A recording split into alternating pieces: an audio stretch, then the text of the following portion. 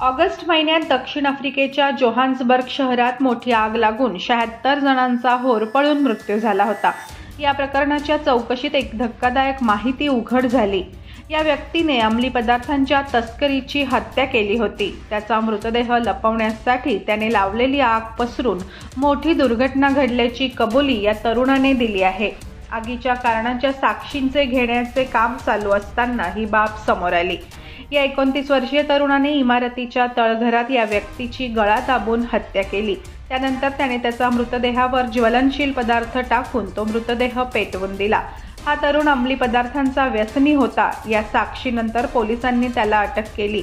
त्याच्यावर हत्येचा प्रयत्न आणि जाळपोळीचे 120 आरोप आहेत। आग कशी लागली असावी? इमारतीमधील सुरक्षा यंत्रणेत काही त्रुटी होत्या का? याबाबत सर्वसामान्यांच्या तसेच इमारतीमधील रहिवाशांच्या साक्षी सुरू असताना त्याने ही कबुली दिल्याचे सर्वांनाच आश्चर्य धक्का बसला। या आगीत सुमारे 12 लहान मुलांचा मृत्यू झाला होता।